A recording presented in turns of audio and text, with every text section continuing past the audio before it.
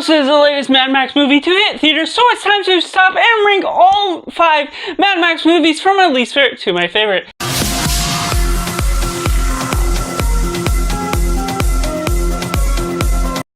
Welcome to Cinema, where we focus on a film. I'm Josh, this is Simply Cinema. Let me know down in the comments below how you would rank the Mad Max movie from your least favorite to your favorite. What do you think about the franchise as a whole? And make sure to like this video if you enjoy it, subscribe and remember ready to join in the film culture community where we talk about the love of cinema as a whole. But going right into it, in last place we have Mad Max Beyond Thunderdome, a weird direction for the franchise that doesn't really seem to fit in amongst the others, going about this first third act that is good enough for the nature of trying to be something different and creating a fun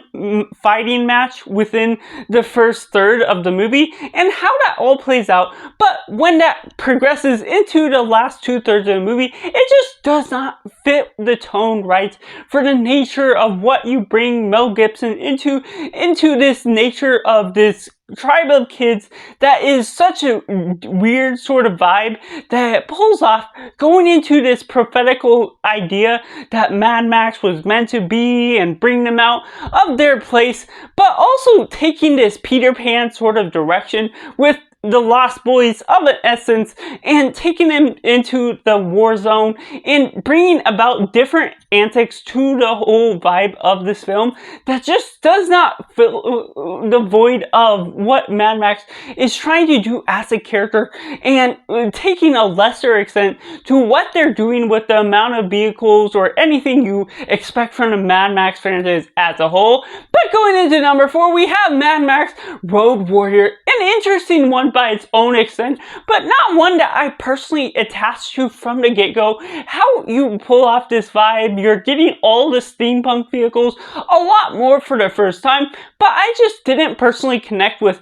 Mad Max going in with this tribe, going in for the motivation of gas, and the connection you get in it. You get the understanding of why Mad Max works as an anti-hero as a whole, but never really connected with the idea of who he connects with, how it all plays out, and just the contrivances that leads the story into a certain direction. While you get weird and wacky villains, while you get great cinematography that you expect, it just pulls it off into something that doesn't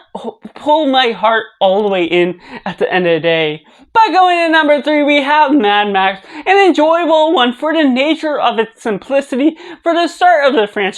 and some parts of the film just have different shifts along the way just because you're having Max that's trying to retire as a cop after he gets into a bad incident, and how that all pulls off goes about different interesting route that becomes a family drama, that becomes a police cop crime story, but also becomes the Mad Max that we all know, that becomes an interesting character arc that isn't perfected by its pacing or any grand scale to it, but for the first film, for its great cinematography and what all George Miller pulls off as director, I can get won over by just the pure nature of its simplicity for its time. But that leaves at number 2, Mad Max Furiosa, one I enjoy for the nature of everything it pulls off, for the general vibes and cinematography, acting as a prequel, and Chris Hemsworth steals the show as Damascus, and how you get all his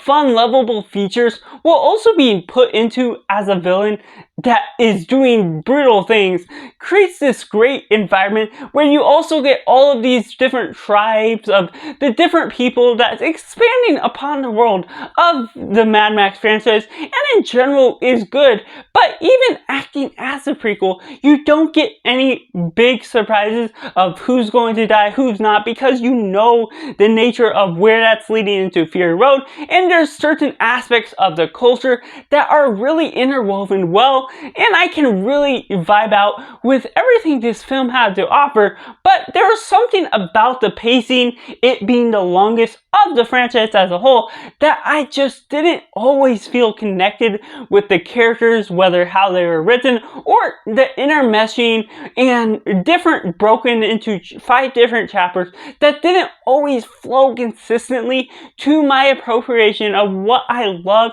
even if as a whole I have no qualms about how it really progresses, how the story is written,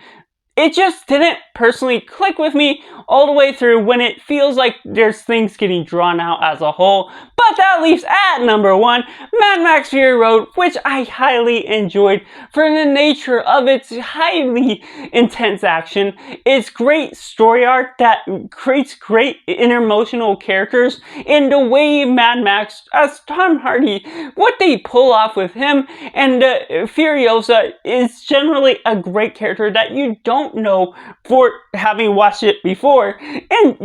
how that progresses on, and the characters that are interwoven on a more than simple journey that becomes more complex by the character motives, everything that is going on behind the background, the emotional depth of the direction they take with the film, and how that all plays out. It's a simple ride that becomes more highly effective by the fact that it really dives into the culture of Mad Max as a steampunk post-apocalyptic film that just goes about these different directions, really embraces the oddities of its culture, having a guitarist and drummers on this vehicle just to be there, and how that pulls in to the different war that goes about different ways, different creative routes, while all being a beautiful cinematography picture, just goes about these different directions that is a whole lot of fun, has the great emotional depth,